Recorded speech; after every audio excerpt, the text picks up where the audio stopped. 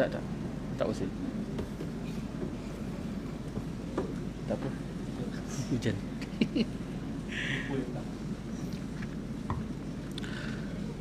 A'udzu billahi minasyaitonir rajim. Bismillahirrahmanirrahim.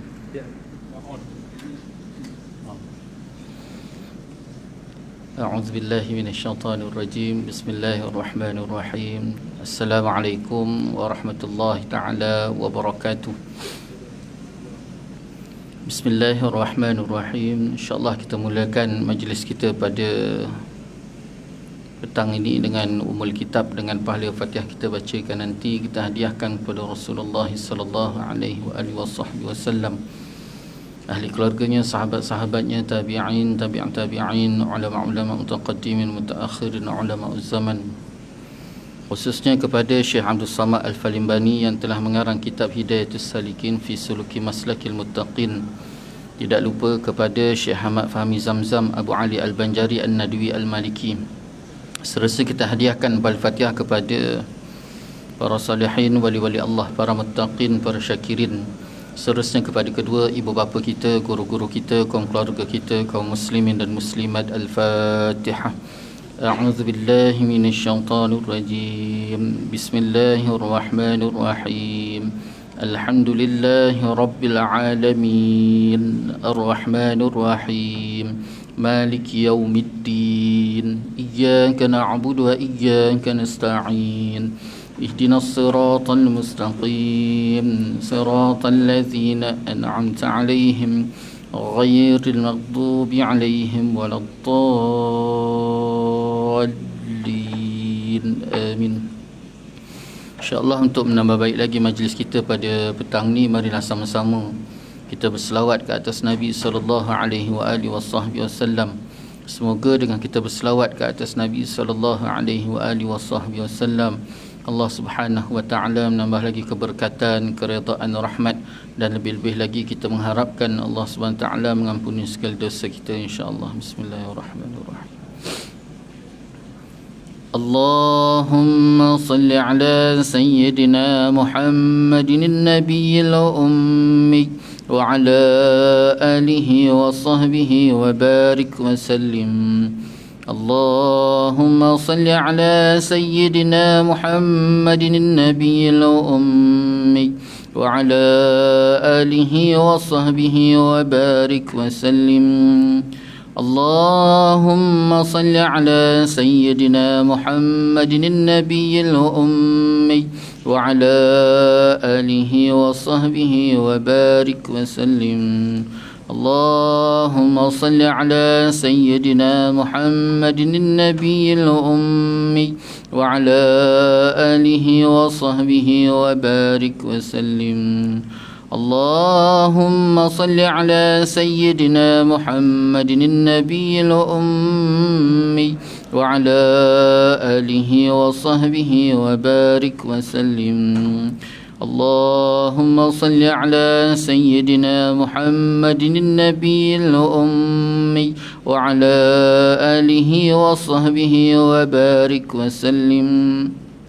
اللهم صل على سيدنا محمد النبي الأمي وعلى آله وصحبه وبارك وسلم. اللهم صل على سيدنا محمد النبي الأمي وعلى آله وصحبه وبارك وسلم.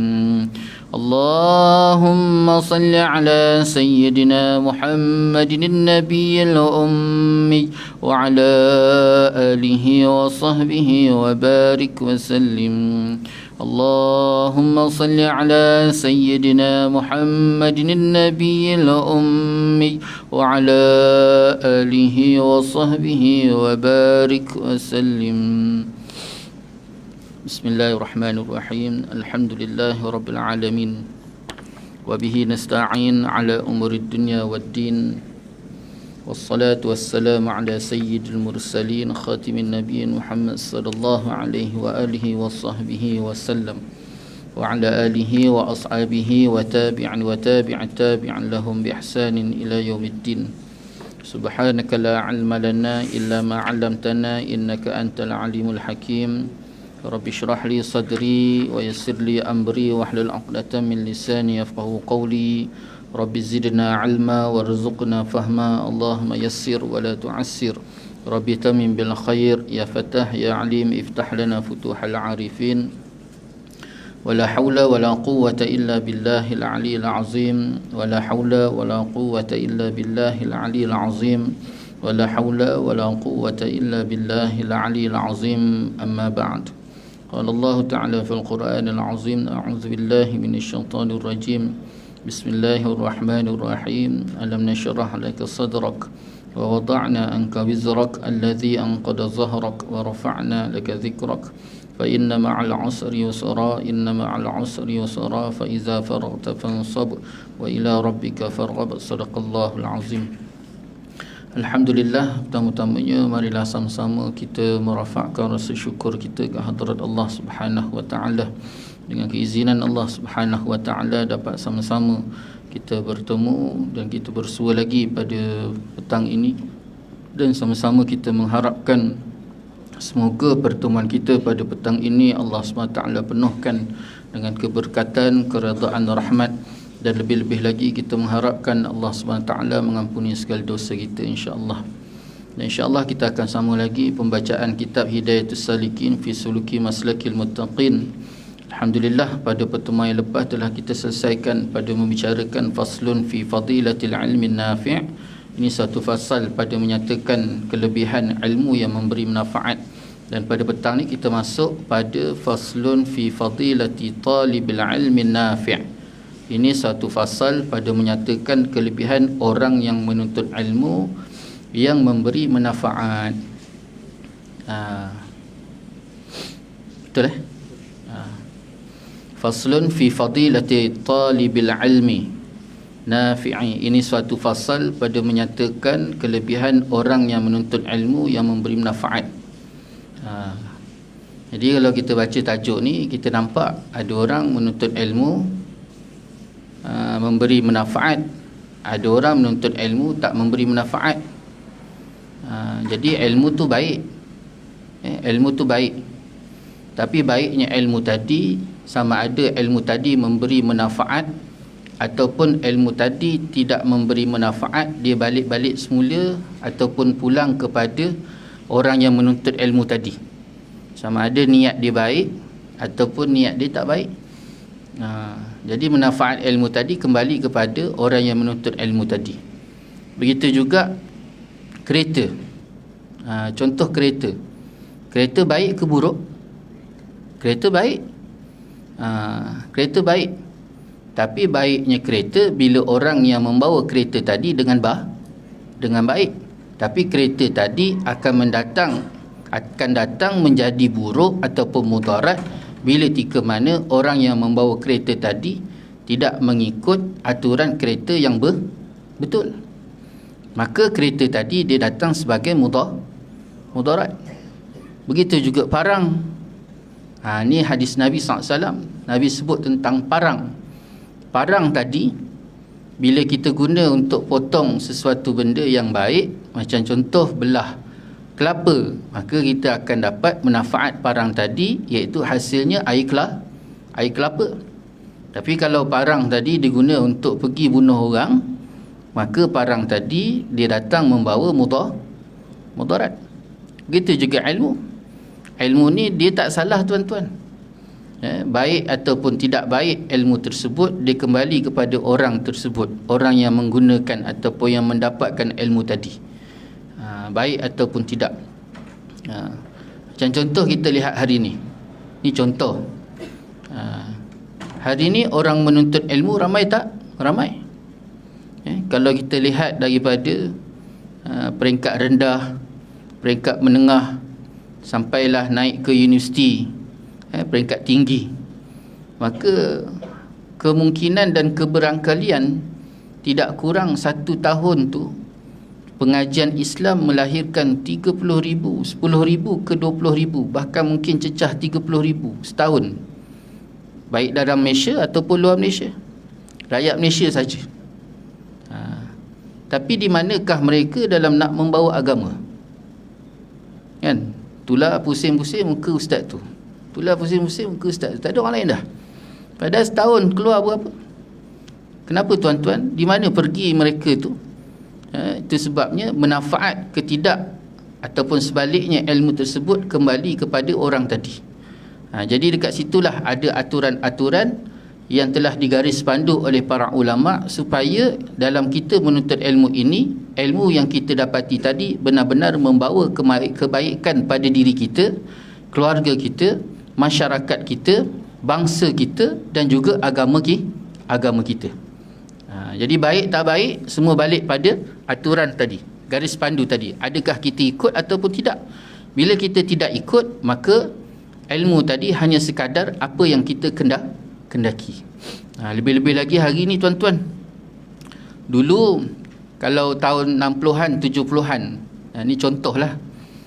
Contoh, tahun 60-an, 70-an, 80-an, tak ada orang nak ngaji agama. Tak ada orang nak ngaji agama. Sebab apa? Sebab masa tu kalau pergi ngaji agama, paling-paling kalau kerja dengan kerajaan pun tuan-tuan, gaji je RM30.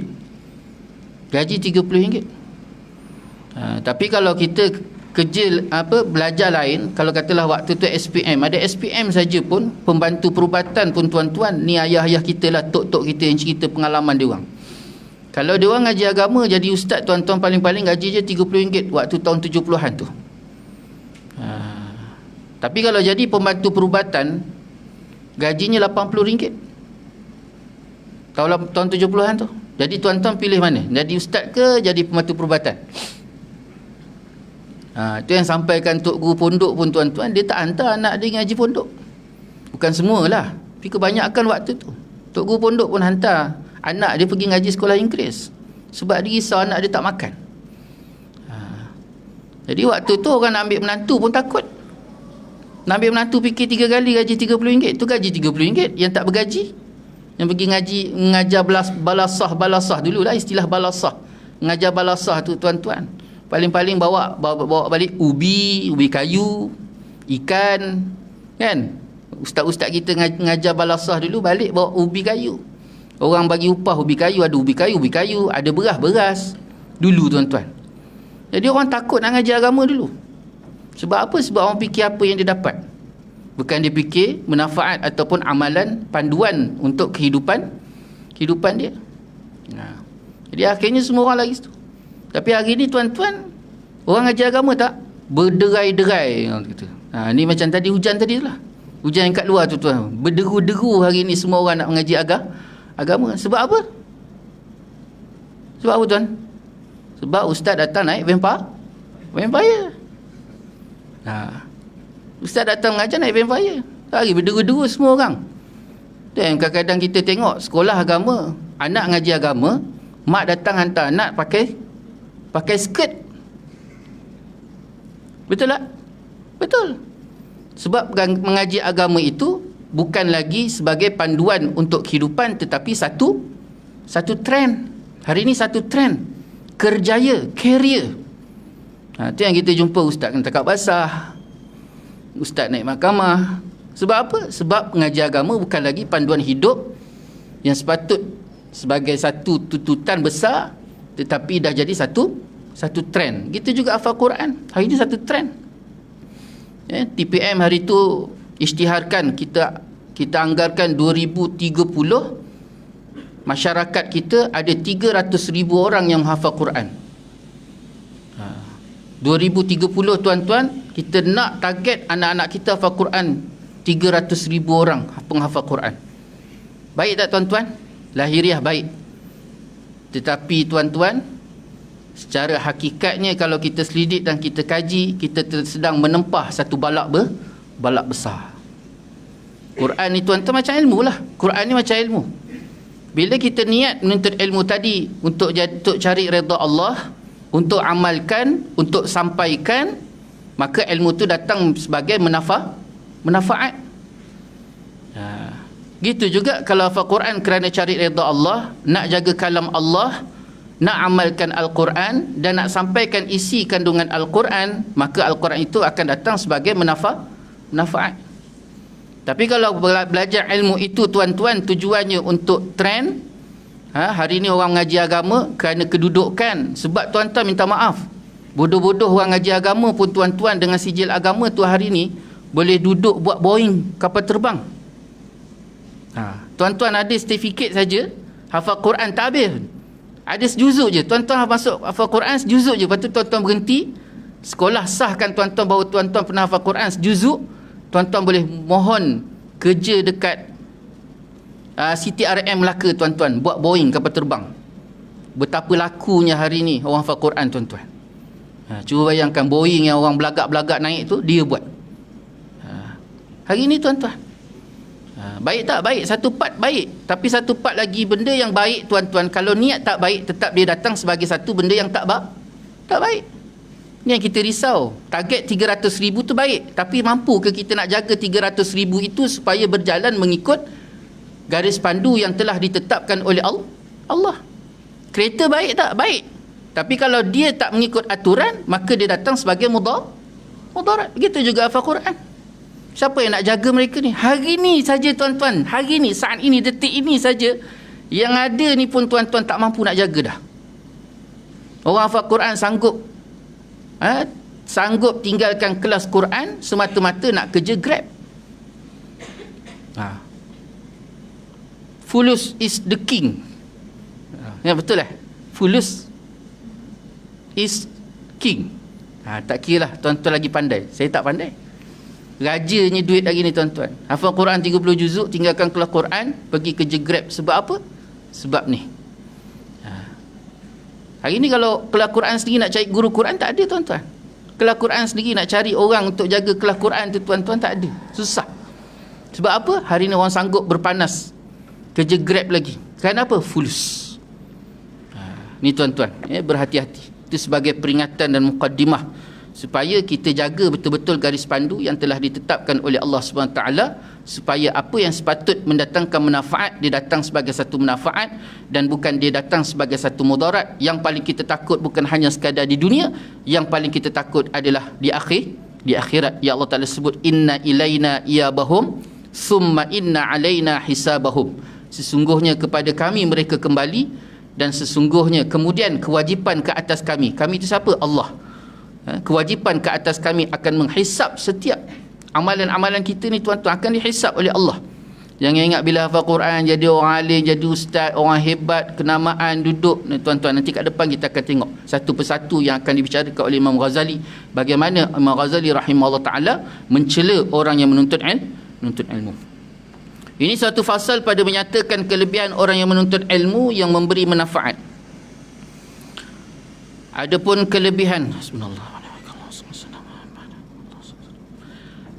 kelebihan orang yang menuntut ilmu yang memberi manfaat itu, maka sabda Nabi sallallahu alaihi wasallam,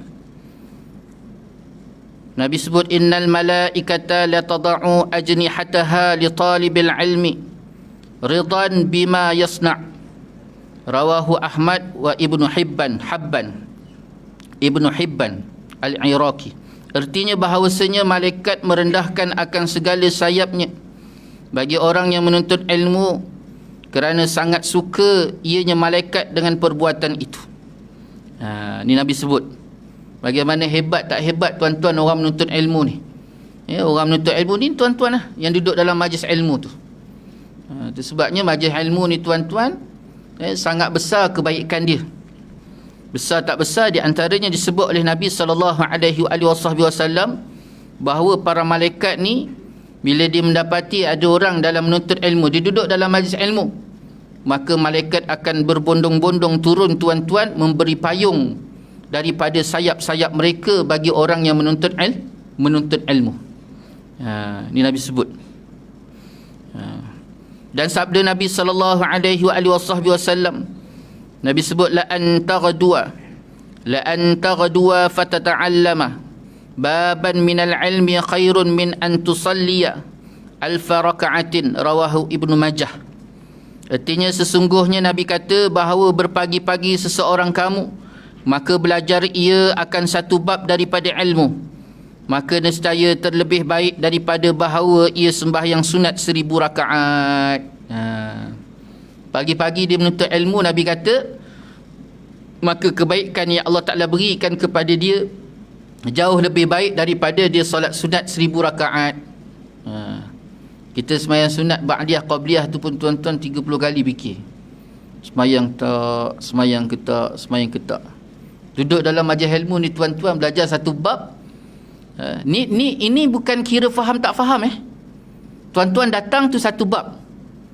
Tuan-tuan beri tumpuan dan betul-betul belajar tu satu bab. Kemudian yang ketiga pula, tuan-tuan faham terhadap ilmu tu satu bab lain. Tu tiga-tiga tu benda tu lain tu. Ini sekarang yang Nabi SAW gambarkan ni tuan-tuan. Tuan-tuan datang, tuan-tuan belajar.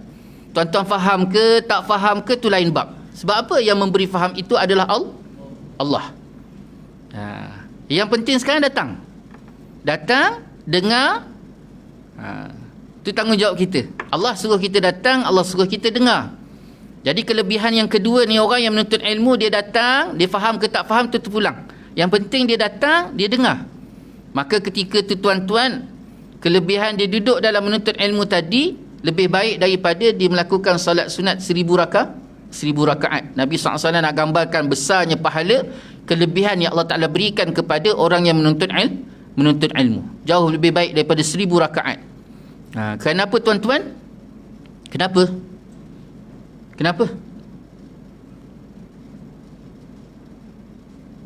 Kenapa lebih baik daripada 1000 rakaat? Tuan-tuan tahu tak?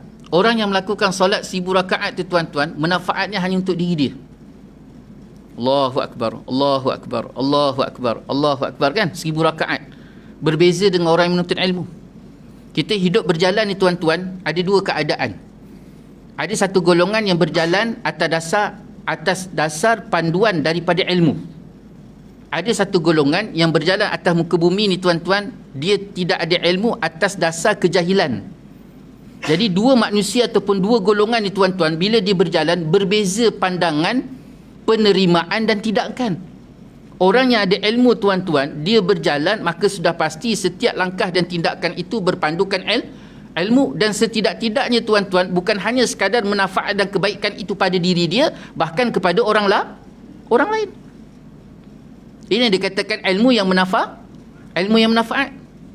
Berbeza dengan orang yang berjalan atas muka bumi ni tuan-tuan, dalam keadaan jahil tanpa ilmu, maka sudah pasti dia berjalan hanya sekadar aturan ataupun timbangan akal yang kosong. Saya rasa. Akhirnya tuan-tuan, datang tak manfaat, tidak ada, bahkan takut datang pula mudarat. Sebabnya kita solat 1000 rakaat tuan-tuan, jauh lebih baik kita datang menuntut ilmu, mengisi diri kita dengan ilmu. Itu sebabnya penting ilmu.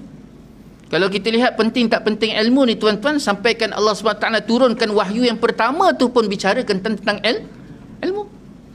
Dalam suratul Alaq, Allah Ta'ala sebut Bismillahirrahmanirrahim. Iqra' bismi rabbikal ladzi khalaq, khalaqal insana min 'alaq, iqra' wa rabbukal akram alladzi 'allama bil qalam 'allamal insana ma lam ya'lam. 4 ayat 5 ayat ni tuan-tuan bicara tentang ilmu. Kalau kita fikir logik akal kita tuan-tuan, kenapa Allah Ta'ala turunkan suratul Alaq? Sepatutnya diturunkan suratul Ikhlas. Qul huwallahu ahad, Allahus samad, lam yalid walam yulad walam yakul lahu kufuwan ahad. Kenapa? Kerana suratul Ikhlas itu membicara tentang ketuhanan, memperkenalkan Allah Subhanahu Wa Ta'ala. Tapi Allah Ta'ala tak turunkan suratul Ikhlas yang pertama. Diturunkan yang pertama tuan-tuan, suratul Alaq membicarakan kepada kita tentang ilmu, nak gambarkan betapa besar dan pentingnya ilmu. Tuan-tuan, orientalis barat, penjajah, waktu dia nak jajah Melaka tu tuan-tuan, tujuannya untuk mengkristiankan umat Melayu ketika itu. Betul tak? Berjaya tak? Tak berjaya. Nak kristiankan tak berjaya, kerana di antara Melayu dan Islam dua benda yang sinonim, tak boleh nak dipisahkan. Walaupun orang tu dia tak solat sekalipun tuan-tuan, jangan sentuh bab Islam, maka dia akan bangkit. Ni orang Melayu kita, satu-satu bangsa kelebihan yang Allah Ta'ala beri ke atas muka bumi ni. Jadi akhirnya tuan-tuan, plan A dia tak berjaya, nak mengkristiankan umat Melayu ketika tu tuan-tuan, maka dia guna plan B. Apa plan B dia tuan-tuan? Umat Melayu tetap bersama dengan Islam, beragama Islam, tetapi mereka dalam keadaan jahil. Macam mana cara tuan-tuan? Itu sebabnya ditangkap semuanya ulama'-ulama'. Dan ketika tu pula tuan-tuan, yang mempertahankan alam Melayu ini berjuang di barisan depan semuanya ulama. Termasuk Hang Tuah sendiri.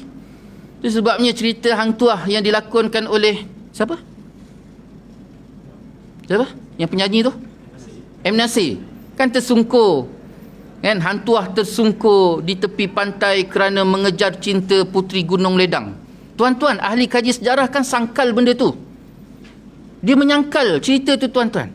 Kenapa dia menyangkal? Mana mungkin seorang ulama boleh tersungkur disebab mengejarkan satu cinta. Hang Tuah seorang ulama. Dan sesiapa pun tuan-tuan yang duduk di barisan depan mengetuai setiap perjuangan tanah Melayu ni, pasti background dia adalah ulama. Dan akhirnya penjajah ni tuan-tuan dijadikan konon-kononnya yang menentang mereka ini adalah pemberontak. Alasan dia akhirnya ditangkap. Ada sebahagian dikurung, dipenjara, diseksa dan dibunuh tuan-tuan. Sebenarnya perkara paling besar selain daripada pemberontakan, alasan pemberontakan tadi tuan-tuan, benda paling besar ialah nak menakut-nakutkan masyarakat supaya masyarakat tidak mendekati ulama. Bila masyarakat tidak mendekati ulama tuan-tuan, ketika itu akhirnya masyarakat berjalan tanpa ada orang yang membimbing mereka dah tak nak dekat dah. Mereka takut nak dekat sebab mereka tahu kalau mereka dekat dengan ulama ketika itu pasti mereka akan sama ditangkap oleh penjajah ketika itu. Akhirnya masyarakat sendiri. Itu sebab kalau kita tengok lunch kita apa tuan-tuan? Mat Kilau. Kan ada satu golongan, ada 3 golongan kan? Satu golongan pengkhianat, satu golongan lagi yang berjuang, satu golongan lagi masyarakat awam yang jauh daripada tu, tak nak ambil tahu langsung. Kenapa tuan? Ini golongan ni yang akhirnya berjalan dalam keadaan jahil. Dia tak nak dekat dengan ulama sebab dia tahu kalau dia dekat dia pasti akan ditangkap. Ini tujuan dia tuan-tuan. Jadi akhirnya tuan-tuan bila berjalan dalam keadaan jahil, itu sebabnya kalaulah apa yang diharapkan ataupun yang dicita-citakan, yang dirangkakan, yang dirancang tuan-tuan tak berjaya, dia tak akan bagi kita merdeka tahun 1957 tu tuan-tuan. Kemerdekaan yang diberikan pada 1957 itu apabila apa yang dirancang selama 500 tahun tu telah berjaya. Bersilih ganti daripada Portugis pergi ke Belanda, Belanda tukar tangan pergi ke Inggeris. Sampailah 1957 bila tika mana semua perancangan tadi, baik daripada orang nombor 1, nombor 2, pemimpin, masyarakat, semuanya telah diatur dengan baik, maka ketika itu barulah dibagi 1957 kita merdeka. Sebab apa tuan-tuan? Semuanya dalam keadaan dah capai maksud yang walaupun Islam tetapi dalam keadaan jahil. Itu sebab hari ini kita tuan-tuan cerita bab apa tuan-tuan? Tuan-tuan nak cerita bab apa?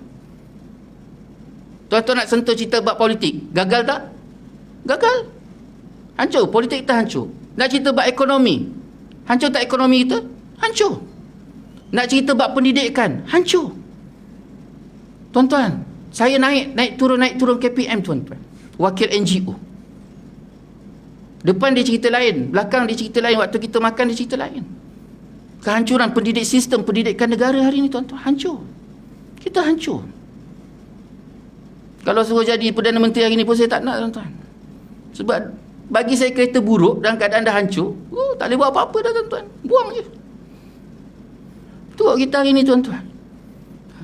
Sebab apa tuan-tuan? Ini dia, punca paling besar, plan B tadi tercapai, iaitu masyarakat dalam keadaan jahil.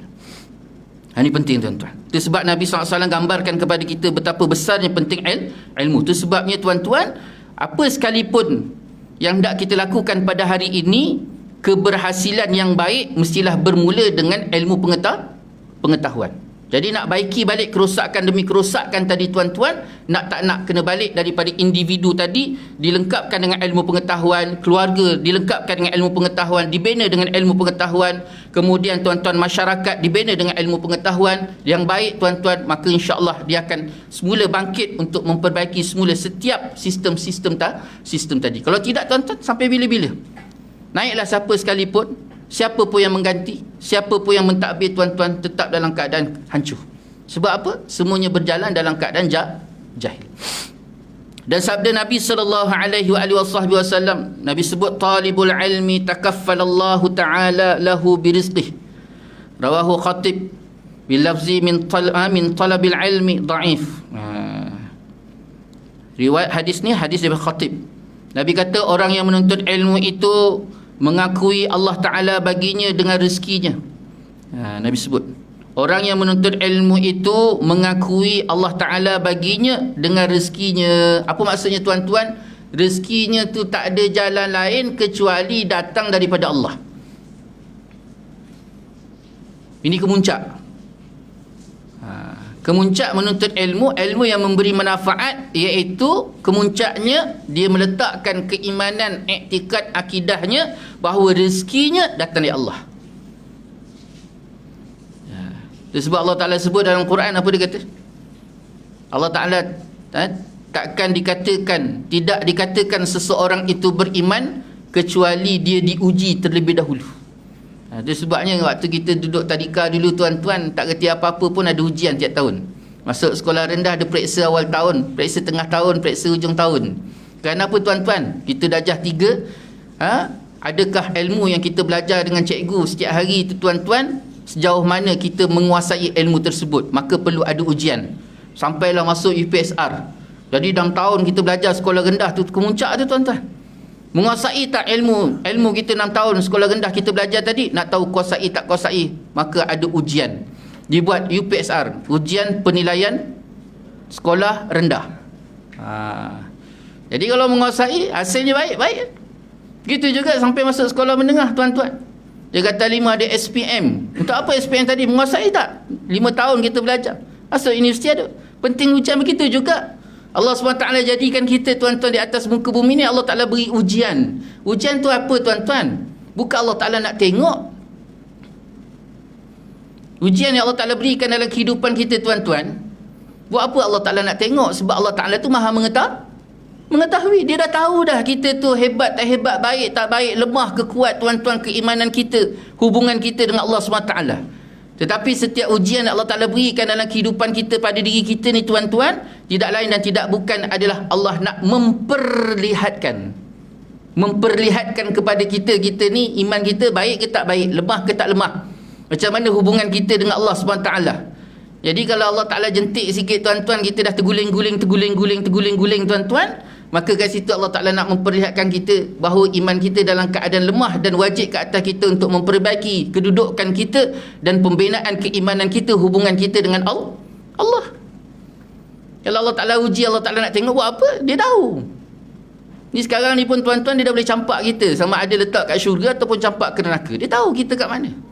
Tapi Allah Ta'ala tak bagi kita mati lagi. Kenapa? Kerana dibagi kesempatan untuk kita memperbaiki keimanan kita, kedudukan kita, hubungan kita dengan Allah. Dia masih lagi dibagi kita hidup.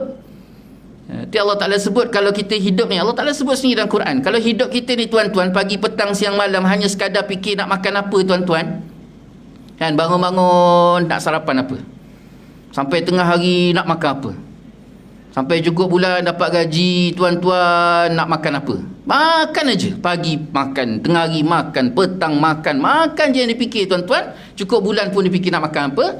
Maka Allah Ta'ala kata hidup orang tu tak lebih hanya seekor lembu.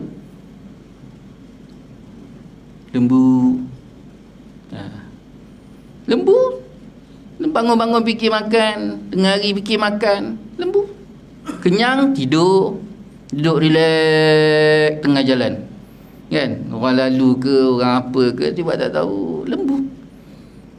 Yang penting makan cukup, lapar cari makan. Jadi hidup kita tu tuan-tuan, bukan itu tujuannya. Makan tu hanya sekadar nak berikan tenaga supaya kita memperbaiki tujuan yang sebenar, iaitu hubungan kita dengan Allah. Itu yang paling penting. Itu sebabnya kemuncak dalam menuntut ilmu ini, iaitu takaffalallahu ta'ala lahu birizqih. Allah Ta'ala berikan rezeki pada dia. Orang menuntut ilmu ni memang Allah Ta'ala dah jadikan rezeki, dan dia meyakini bahawa rezekinya tidak ada lain kecuali datangnya daripada Allah Subhanahu Ta'ala. Itu sebabnya penting kita dalam menuntut ilmu. Syahdan ni apa tuan-tuan? Syahdan ni bagi perhatian betul-betul, dengar betul-betul. Kata Syekh Ibn Ata'illah rahimahullah ta'ala di dalam kitab Tanwir fi Isqatid Tadbir, dia kata apa tuan-tuan? Syekh Ata'illah kata, Syekh Ibn Ata'illah kata, i'lam annal ilma haitsuma taqarrara fil kitabil aziz was sunnah innamal muradu bihil ilmun nafi' alladhi tuqarinuhu al khasyatu wa taknifuhu al makhafatu.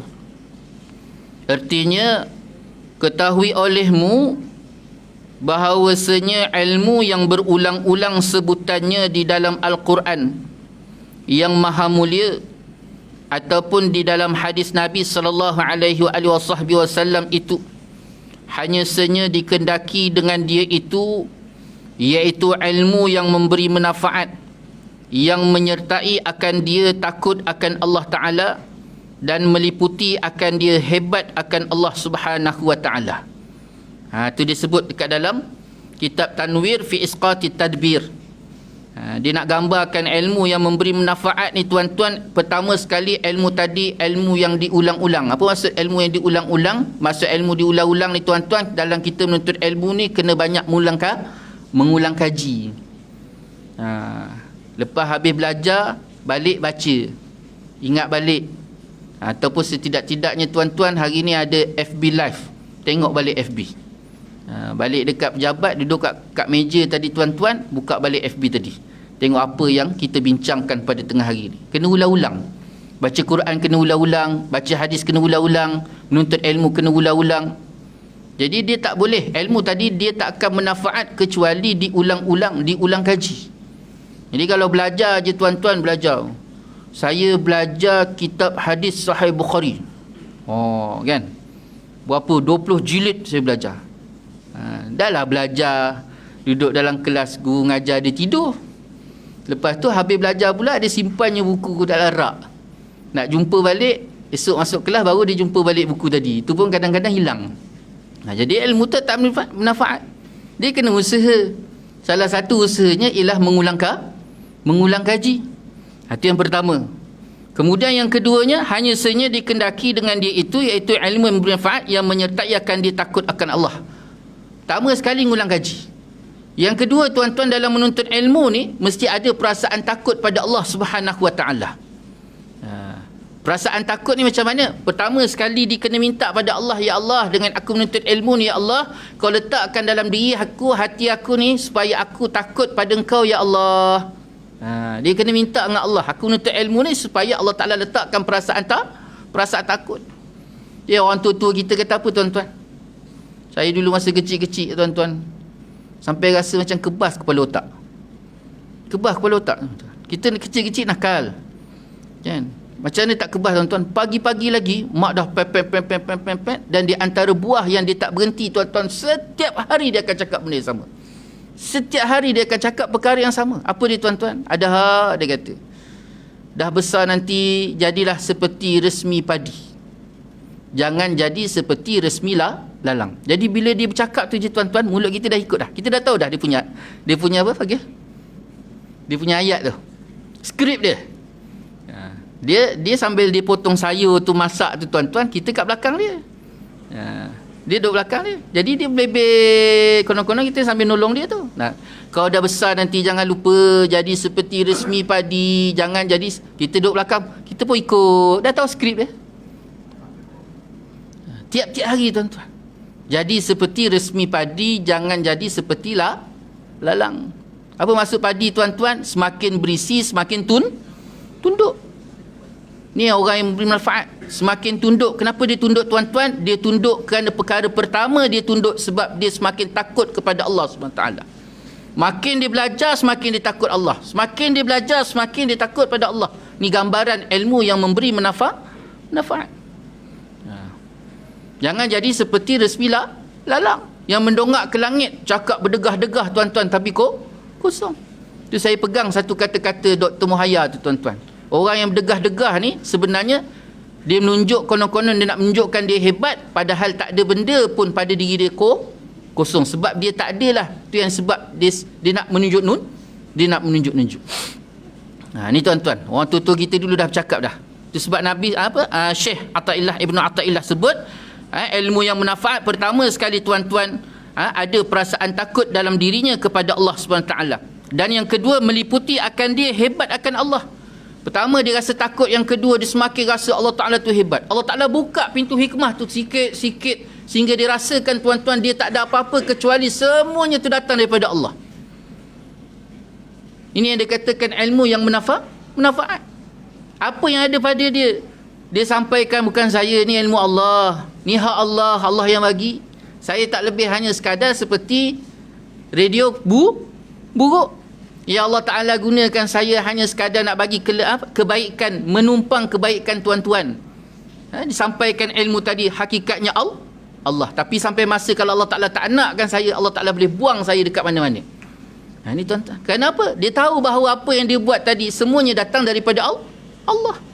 Bukan hanya sekadar Allah Ta'ala bagi pinjam, tak. Allah Ta'ala gunakan dia tu. Allah bagi kesempatan untuk diberikan kelebihan. Hakikatnya, kalau Allah Ta'ala tak nak, bila-bila masa saja Allah Ta'ala boleh buang dia.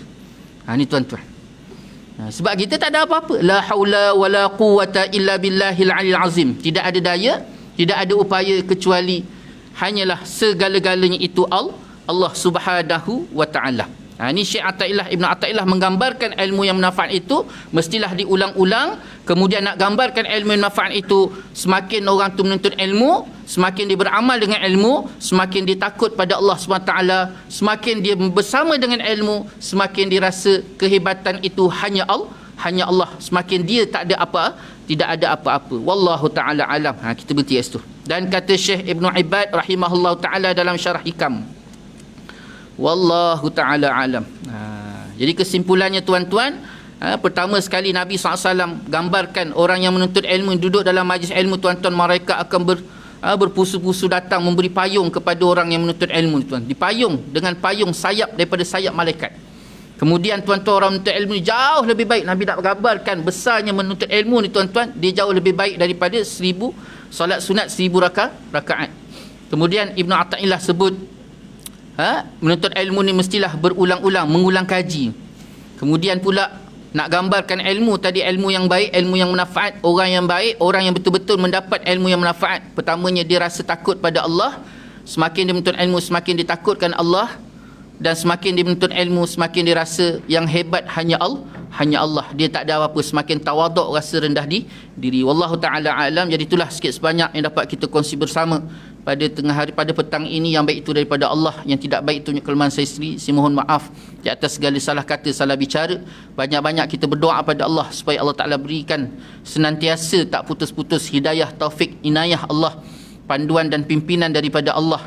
Dan kita harapkan sangat-sangat apa yang Allah Ta'ala berikan pada kita tuan-tuan menjadi sebab dan jalan untuk datangnya rahmat Allah SWT.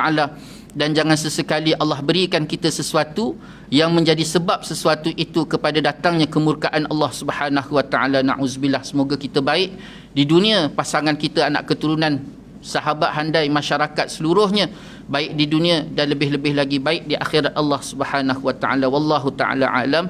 A'udzubillahi minasyaitonir rajim. Bismillahirrahmanirrahim. Alhamdulillahirabbil alamin, wassallallahu ala sayyidina Muhammad wa ala alihi wa sahbihi wa baraka wa sallam. Allahumma rabbana zalamna anfusana wa illam taghfir lana wa tarhamna lanakunanna minal khasirin.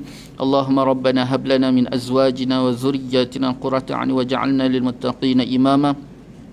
ربنا لا تزغ قلوبنا بعد إذ هديتنا وهب لنا من لدنك رحمة إنك أنت الوهاب ربنا آتنا في الدنيا حسنة وفي الآخرة حسنة وقنا عذاب النار وصلى الله على سيدنا محمد وعلى آله وصحبه وبارك وسلم والحمد لله رب العالمين تقبل الله منكم وبالله التوفيق والهداية والسلام عليكم ورحمة الله تعالى وبركاته سبحانك اللهم وبحمدك